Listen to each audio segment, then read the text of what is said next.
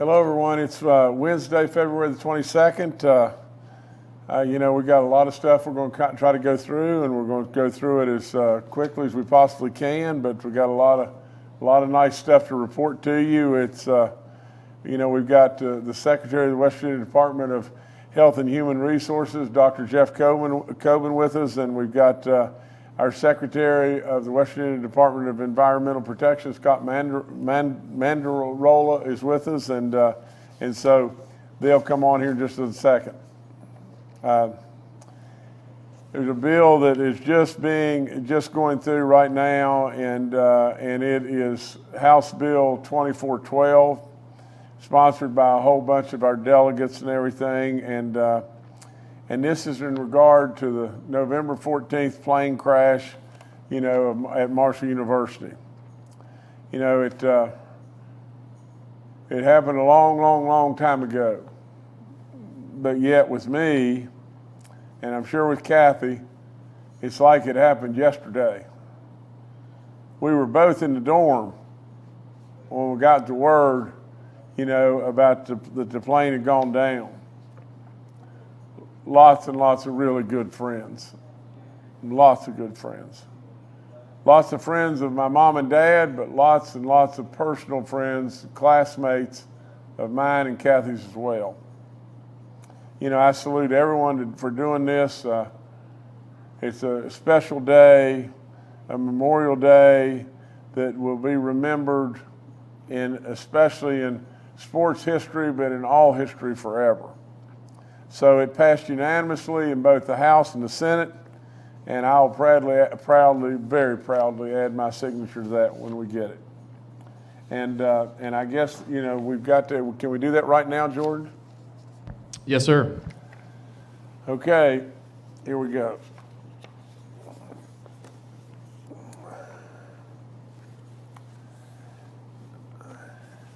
I'm telling you,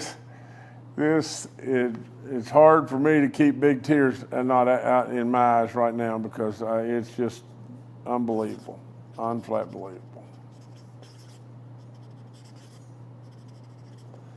Really, really sad day. We should never forget.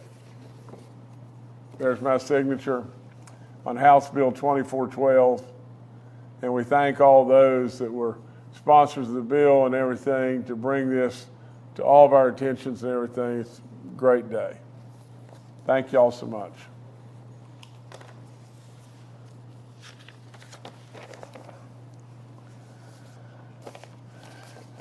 Okay, I've got a check here for Mingo County. And we all know the counties in this state that are prospering, and growing like crazy and doing a lot of good stuff. But in Mingo County, we've got an air park there, and we absolutely have the ability with this check that I've got right here from the state of West Virginia for $200,000 to match this with a check from the federal government for $2 million that is absolutely an economic development, authority check and sponsorship and grant for the Mingo County Air Park. Now with this and everything, we want to just do exactly what we're doing. Economic development to bring more folks to Mingo County and to all places in West Virginia. So with this check, they can get going, and they can get going now, and when we get the rest of the funds in and everything, we hope to see lots and lots and lots of good stuff, and we'll have a big celebration down at the air park and everything, and I'll come down, and it'll be a lot of fun for our folks. But to all those in Mingo County, we're surely not forgetting you and everything. Just keep doing the great work. You make us proud. You make us proud every day. Thank y'all so much.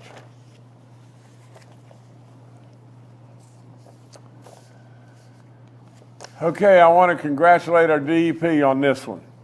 They've been working with Union Carbide, and they have an agreement and I want to read this to you.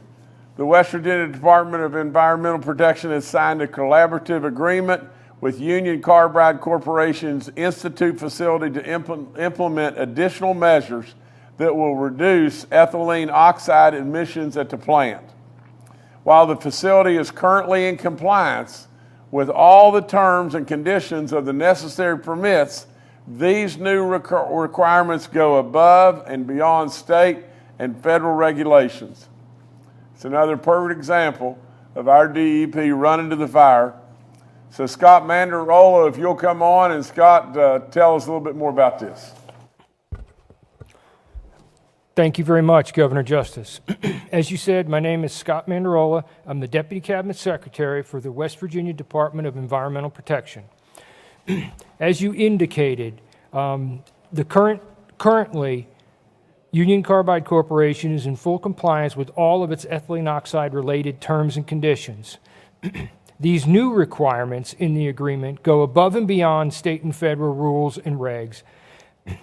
They will be enforced at the state level and reduce the amount of ethylene oxide emitted and the potential risk in the Institute area.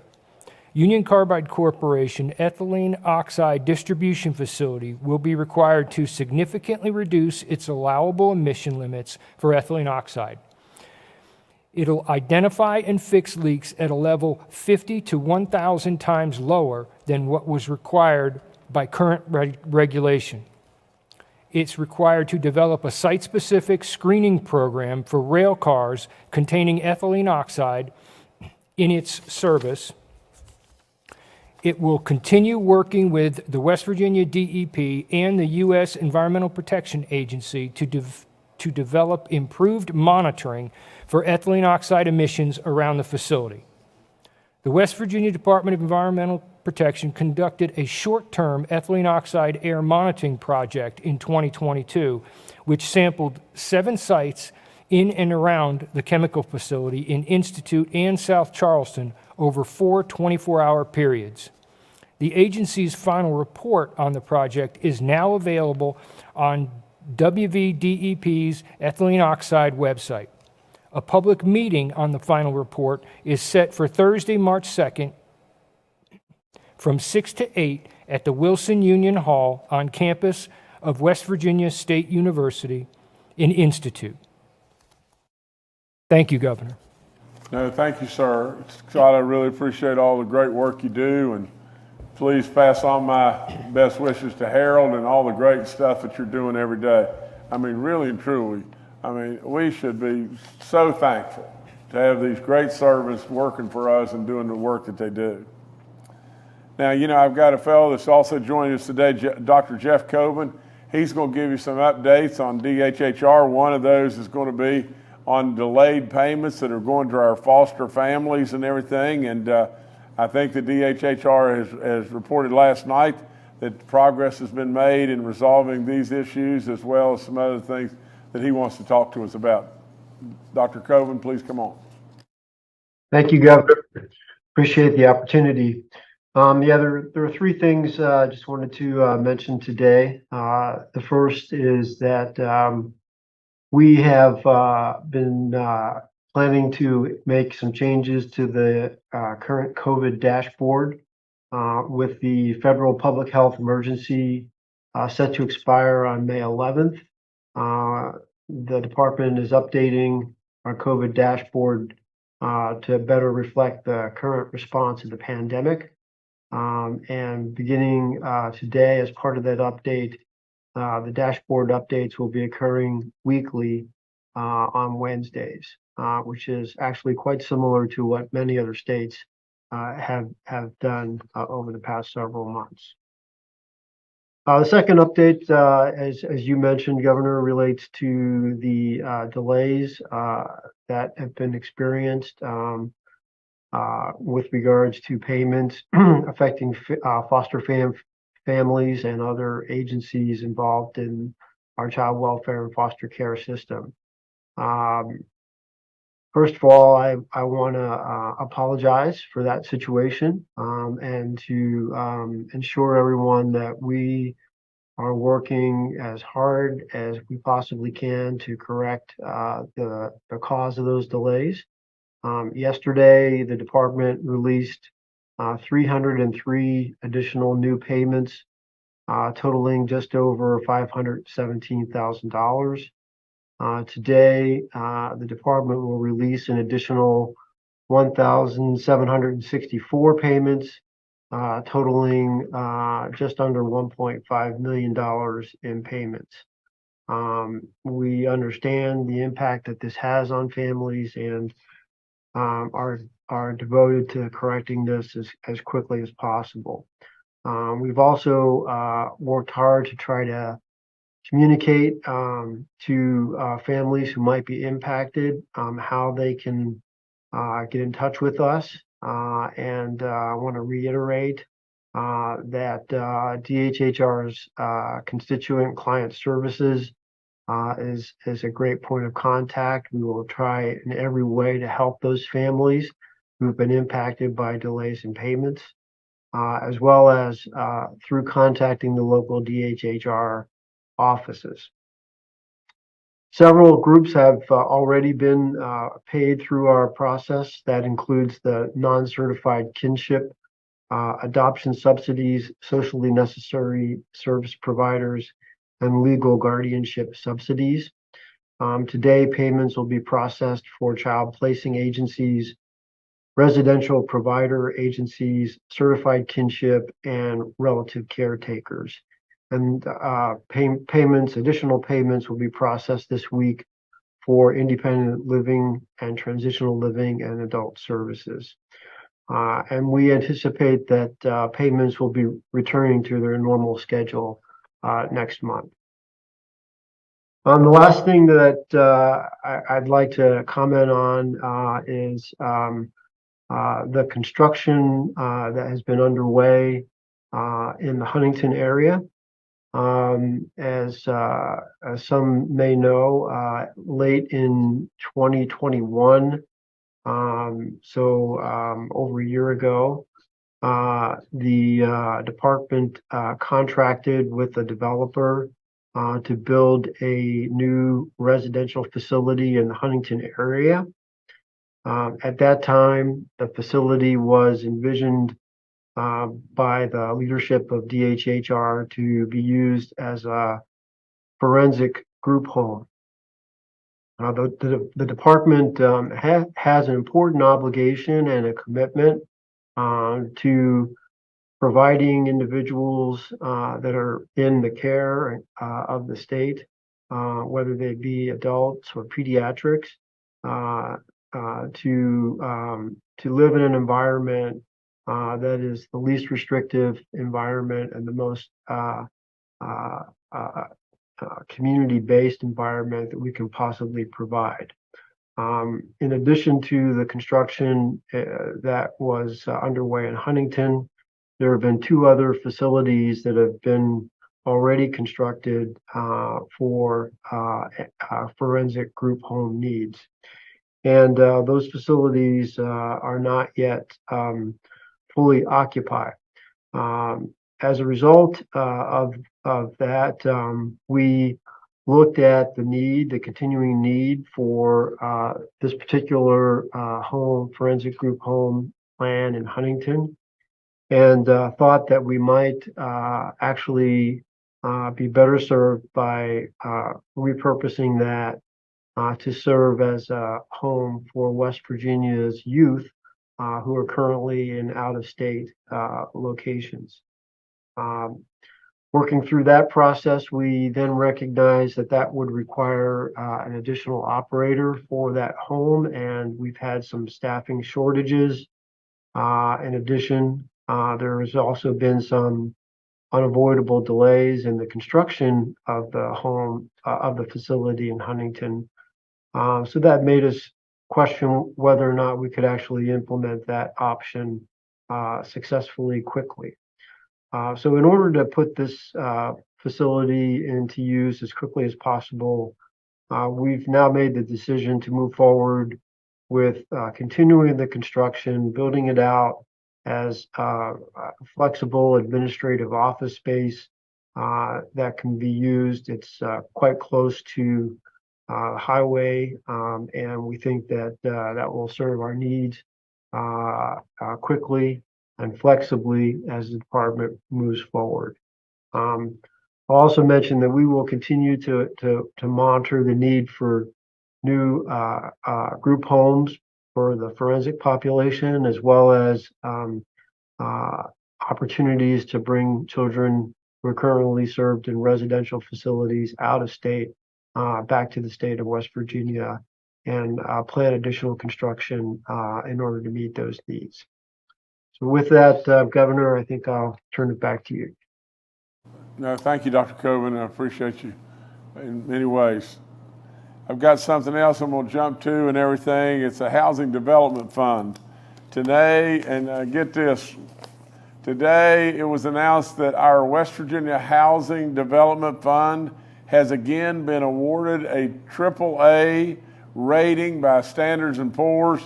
They're the only we're the only state housing finance agency in the country to earn this distinction. This is a remarkable achievement, and Erica Balgus, way to go, way to go. You're a great, great, great director, and really, really proud. This is a real great moment for West Virginia, and you've done greatness over and over and over. Now I want to talk to you about something that is dear to my heart, and that's the Pleasance Power Plant. I've spoken directly to the CEO of First Energy. I really, really appreciate that conversation.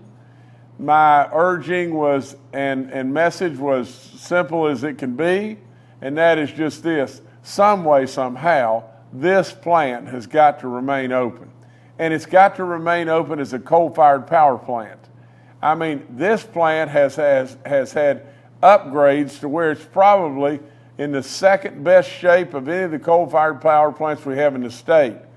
And to shut this plant down, not only are you going to knock the legs right out from underneath, $128 million of monies that is flowing within the counties or surrounding counties, not only are you going to absolutely do something, and I'm not being, confrontational here, to First Energy or Mom Power, but this is too important, way too important, and way too good a plant. There has got to be a solution here. Absolutely, all of us need to work together to try to find a positive solution.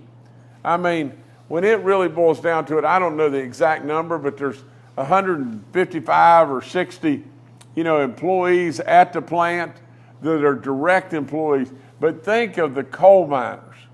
They're getting up every day, going to work every single day. Think of the coal miners that this is affecting. Think of that, it's probably to the magnitude of $400 million a year that is flowing in coal and everything to this plant. Steam coal prices have really, really, really backed up. I mean, they've gone from a high of almost $400 a ton to $91 or $92 a ton. They have backed up an unbelievable amount. They have fallen completely out of the sky. Our coal producers need this plant to run. I'll do anything I can possibly do. Today, both the Senate and the House have recently passed resolutions which strongly encourage Mom Power to purchase the Pleasance Power Plant Station in Pleasance County. That's great. That's great. And I'll promise you just this: the Senate, the House, and myself are going to do any and everything we possibly can to make this become a reality, to where this plant works for many, many, many years to come and runs as a coal-fired power plant. We need it. We need it so, so, so badly. I think, my notes here say that it contributes $1.75 million annually to the Pleasance County Commission and the Pleasance County Board of Education. Come on now. There's got to be a way. There has to be a way. Let's absolutely all pull the rope together and get across the finish line here some way. I thank First Energy, I thank Mom Power, I thank all those that are trying. I absolutely thank our Senate and our House and everything. Come on, we got to get this one across the finish line. Yesterday I went to Fairmont State and I spoke to 2,000 kids there.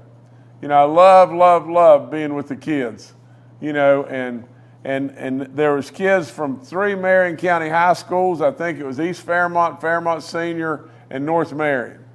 Those kids were great. You know this, I tell you, they sat there and they listened.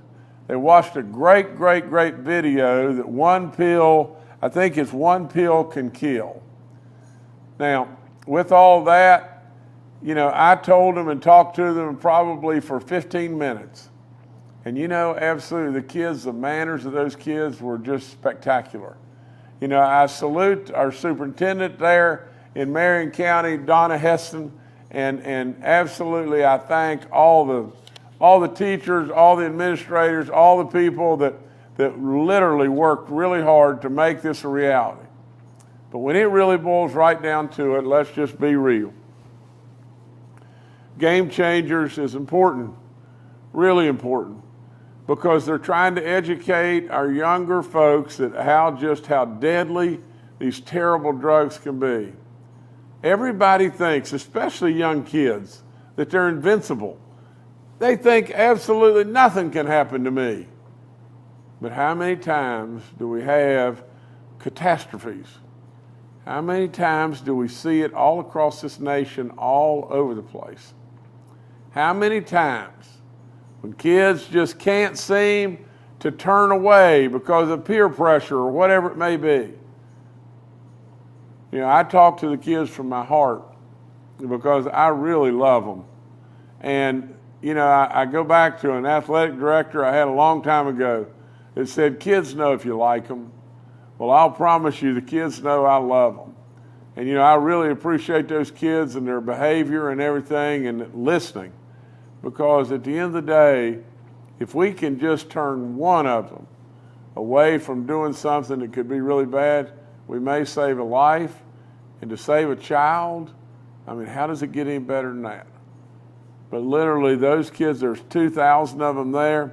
We thank Dr. Phillips at Fairmont State. We thank Fairmont State, and we thank Joe Bozick. Joe Bozick is heading up the charge of Game Changers. The folks with Game Changers and everything came to me and said, will you be the head coach? And I said, absolutely. I'm all in. I'm proud to do it and everything. And you know, with their video and all the great work they're trying to do across the state and everything, they're trying to help our kids. That's just what it's all about. I think that's all I got for right now. All right, thank you, Governor. We'll now go to questions from members of the media. The first today from John Mark Shaver with WV News. Good afternoon, Governor. With the campus carry bill making its way to you soon, I was just wondering what your thoughts are on that and if you plan to sign it. Thanks. Well, I know it's controversial, you know, but from my standpoint, here's where I stand. I stand rock solid with our Second Amendment. You know, we see all across, and God forbid it would happen in West Virginia, but we see all across this nation where we have bad actors doing stuff, you know, lots of times on school campuses and everything. And God forbid we have that situation. You know, over and over we see buildings, you know, that are soft targets that say, you know, no handguns here or whatever it may be, no firearms here. You know, we see states, and I think, and I want to make sure of this, so just hold with me just 1 second. I know Ohio and I think Texas, but we see states, yes, it's true, like Ohio and Texas that have had campus carry for years and years. You know, when it really boils right down to it, in my opinion, you know, and I guess my opinion counts for something, but really how I strongly believe about this is when this bill comes to me, you know, it won't be with me but just a matter of seconds because I'll sign it. Because, you know, again, God forbid, but it may very well be that, you know, that we've got somebody on that campus that has a firearm and something bad starts to happen and everything. It may save a bunch of lives and everything. So I really truly believe that the people that have firearms and have carry permits and everything, those people are law-abiding, good people rock solid credentials and everything behind them and everything. And I know there may be those that think differently and everything, but I really believe that I would trust them a whole lot more than I would trust somebody that's running onto our campus and everything that's doing something and with maybe illegal firearms or whatever it may be. So I'll very proudly sign it right as soon as it comes to me. All right, thanks, John. Next to Kenny Bass with WCHS and Fox 11. Hi, Governor. Thanks for taking the question. The Senate has passed House Bill 2006 by a vote of 33-1 to reorganize the DHHR. I know that you've talked about that in the past. What are your thoughts about passage now by the legislature and as we move forward? And if the representative from DHHR would like to weigh in on this, that would be great too. Thank you very much. Well, Kenny, let me just weigh in on it. Let me just say just this. We haven't gotten it yet, and when it makes its way to my desk and everything, I will approach it in a very positive way, because truly there's lots and lots and lots of folks with a lot of opinions. We want to continue to try to make things better, and absolutely I'll look very open-minded and in a real positive way, because that's all I'm wanting to do is just make it better. I mean, if we can help more of our folks, in regard to DHHR, that's what we want to do. And if we can do it better, absolutely, I'm all in. All right, thanks, Kenny. Next to Mark Curtis with Nexstar Media.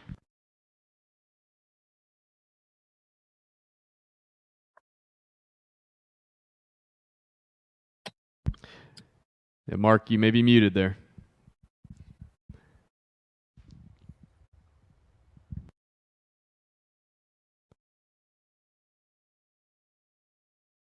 All right, we'll come back to Mark. Steve Adams with Ogden Newspapers.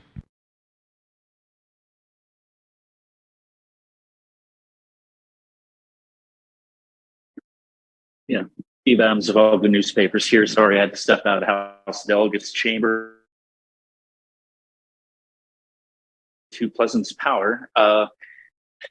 Since you just talked about that, obviously there was an effort here a couple of years ago to pass a tax break for Pleasance Power in order to keep them open longer. And of course, First Energy Solutions or Energy Harbor made a decision to go ahead and shut them down. I mean, are there any other tools at disposal? Obviously, the two resolutions you talked about from the House and Senate are non-binding. They just express the will of both bodies. But is there anything at the disposal of the state in order to try to keep this power plant open beyond just begging Mon Power to buy it? Thanks. Stephen, I'm sure there's options, and the Public Service Commission is working, working on this, really hard. They're working with our economic development folks and looking, for different buyers and everything. But there has to be other options, and so I stand ready to try to do anything and everything I can possibly do. It'd just be a real shame to shut it down, and I just really think that I don't mean this in a bad way at all, but a lot of times public companies and everything, stockholders and stuff like that may be so far away, it's unbelievable, and it may be very, very, very left wing, shareholders rather. I didn't mean, but. And if those shareholders, are putting pressure back and everything, they could be from California to who knows where, and pushing back in a climate change or ultra green world and everything, and at the end of the day, they don't have a clue what's going on in Pleasance County with those people there, and I do know, and I know how important that plant is. And I know how good a shape that plant's in. And and I know how important our coal miners' jobs are. I want to try anything and everything I can do to get it worked out. All right, thanks, Steve. Mark Curtis, let's try again. All right, I'm unmuted. Just a couple of questions. One for Secretary Coben first. Some of the adoptive and kinship and foster families have called me today. They're concerned they've incurred late fees and overdraft fees because their accounts got overdrawn due to the late auto payments. Some of them still haven't gotten paid as of today. And I wonder if they're going to be made good on that and how you go about doing that. And for the governor, I want to ask about the state police investigation. And you said the other day, Governor, you remain confident in the West Virginia State Police. However, in looking at the letter and the allegations, we're talking about a significant number of officers of high rank and experience and management responsibility. This isn't just rank and file folks. This is some of the more experienced senior people in the department. And I'm wondering if that concerns you at all, if these allegations, in fact, are true. Okay, Mark, let me follow up on that. And Dr. Coben, you go first and I'll go. Okay, thank you, Mark. Yeah, I would just like to say that our constituent services, client services team has had good success working with lenders and utility companies to negotiate things on behalf of the clients that we serve. So what we're encouraging people to do is to contact us directly, allow us the opportunity to intervene and work with them so that any late fees or additional fees, we can negotiate a resolution to those issues. And we'll work as closely and as hardly as we can to make everyone whole through that process. Okay, Mark, if we jump back to the state police just a second, let me again, you know me, I'm not going to pull any punches, and I'm sure I'm not going to blow any smoke. Is exactly how I feel. The captain of my detail is Captain Drew Pendleton. And Drew Pendleton probably said it the very, very, very best. He said, I've given 25 years of my life to this organization, and I don't like it. I don't like it at all. When allegations come up, and more than anything, there's some bad actors. Now, we're going to get to the bottom of it. I can't disclose things about an investigation, and there's still a lot to be done in the investigation. But absolutely, the bad actors should not spoil the absolute great work that the Drew Pendletons and all these people do every day. That's my belief wholeheartedly. Absolutely, the bad actors will be addressed.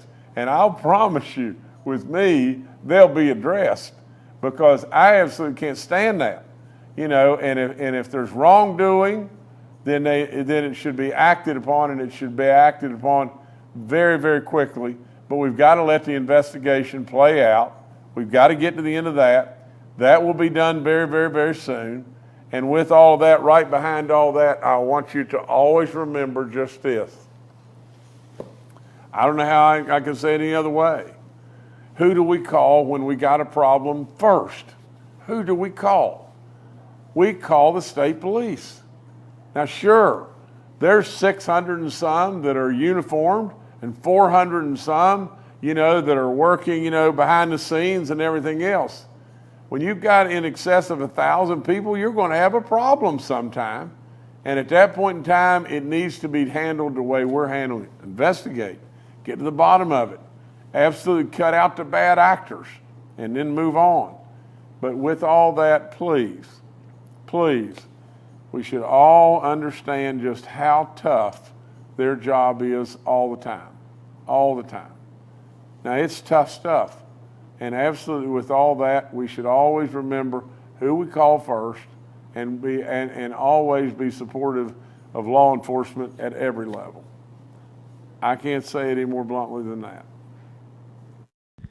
All right, thank you, Mark. Next, we'll go to Chase Campbell with WTAP.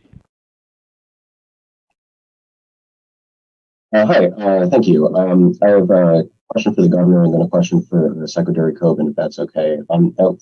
Governor, the recent train derailment in East Palestine, Ohio, is still on a lot of people's minds. Given that regulating interstate commerce is the prerogative of the federal government, are there any steps at all that the state government of West Virginia can take to prevent something like that from happening here? Dr. Coben, I hope you can understand and answer that. That's you. Governor, I'm sorry. Audible? And Chase, I appreciate your question, but I just couldn't hear it real well. Dr. Coben, did you get it? I think the question, Governor, was about whether or not what we're working on to try to prevent any sort of derailments in the future, similar to what might have occurred in East Palestine. But I didn't get the full context of that question. Am I just breaking up horribly? I can't understand it at all. Yeah, Chase, we're going to have to move on. I apologize. Your audio is just coming in completely garbled. None of us can understand it. So we'll move on to Emily Rice with West Virginia Public Broadcasting.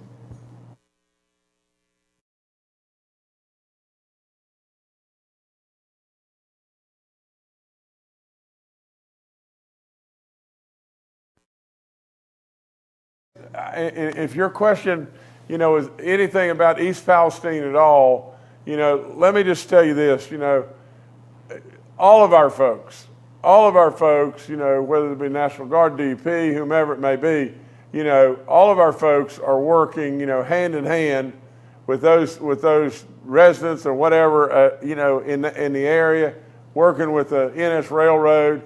I had a nice conversation day before yesterday with the CEO of the NS Railroad, Alan Shaw. They're working really hard at this and everything. Naturally, a lot of people throwing a lot of rocks in a lot of different directions and everything, and they're trying to address the rocks and everything and make sure that they're crossing every T and dotting every I. I have very, very much confidence that they'll do that and everything. And at the end of the day, we're in constant contact with administrations from Ohio and trying to do everything we can to assist and absolutely monitoring water downstream and air quality downstream to make sure that everything's good there. Now, I have no idea if your question was anything about East Palestine at all, but that's what I know. Yeah, Governor, and Chase is going to send his question in, and we'll get it answered and sent back to him. Emily Rice was next. Emily, we couldn't hear you either, so I'm going to read your question that you sent in the chat. This is for Dr. Coben, I believe. The question is, though we now rely on at-home testing for positivity rates, which is impossible to track, what about the hospitalizations and deaths in the ever-changing landscape and virility of the new strains? Is it wise to provide updates weekly?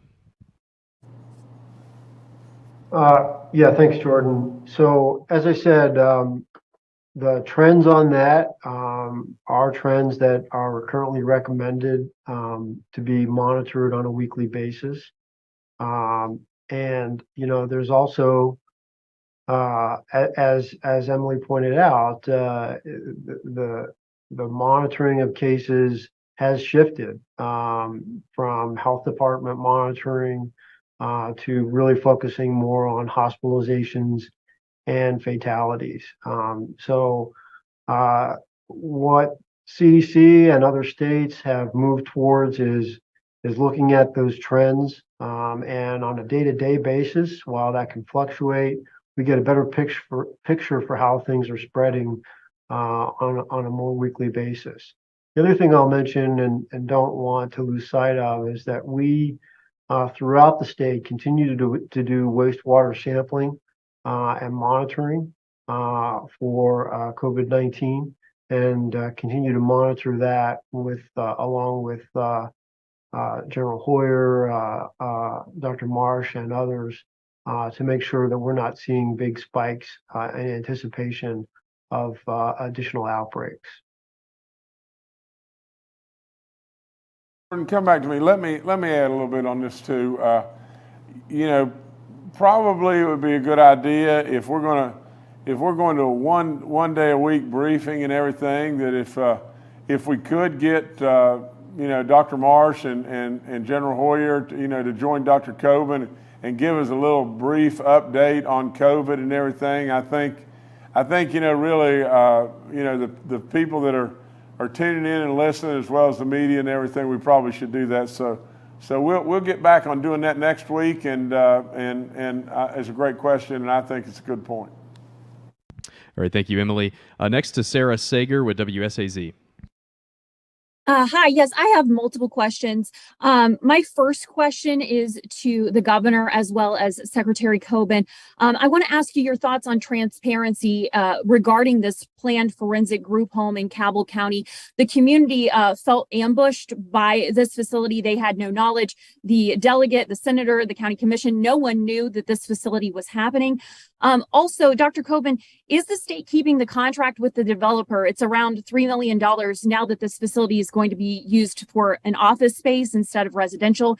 And in regards to forensic patients and foster care across state lines, why is the state not already using the property it owns behind Mildred Mitchell Bateman Hospital? I'm told there's hundreds of acres behind it that we could be using. And my final question to Dr. Coben, it's now been more than a year since, or yesterday was actually a year since Chuck Carroll, a man in Adult Protective Services, walked away from the hospital and died. He had dementia.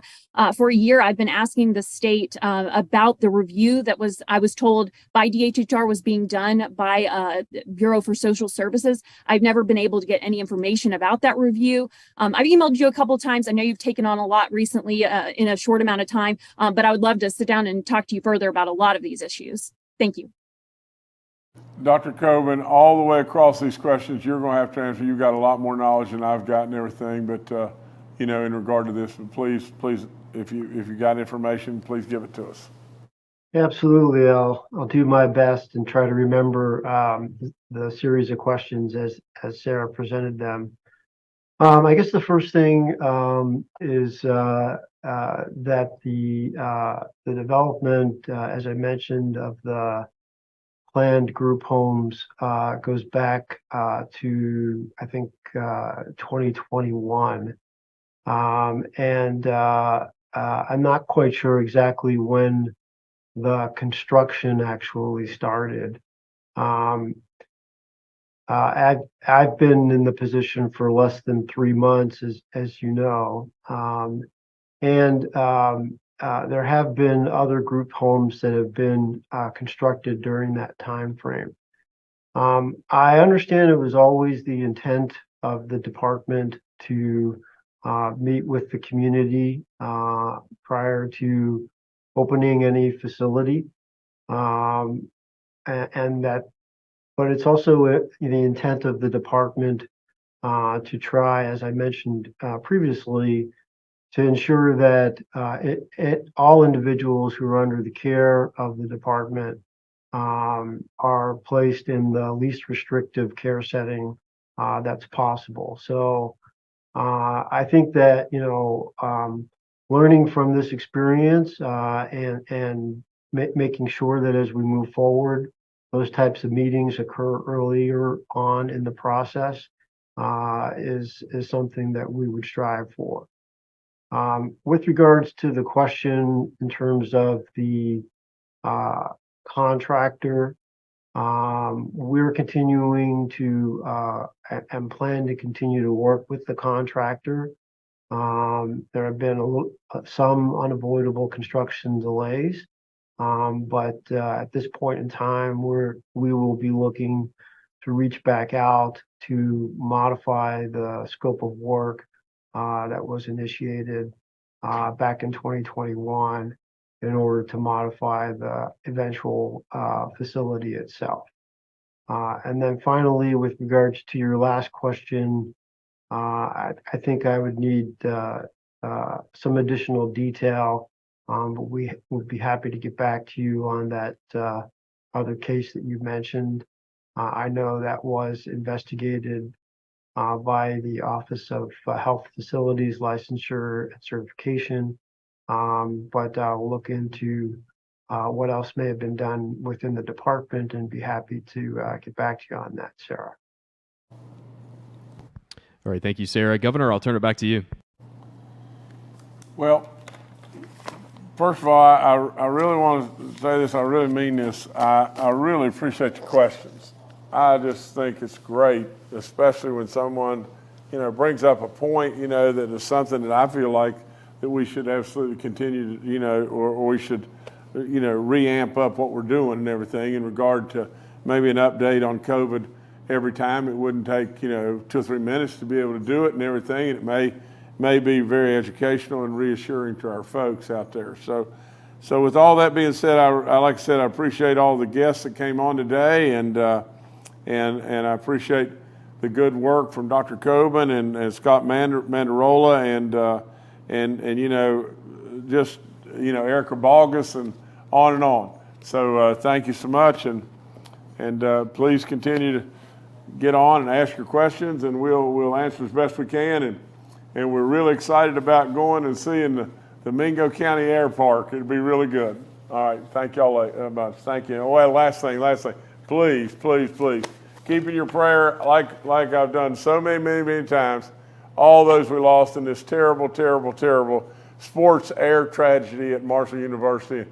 Thanks, delegates, in every way. Overdue, but thank you so much.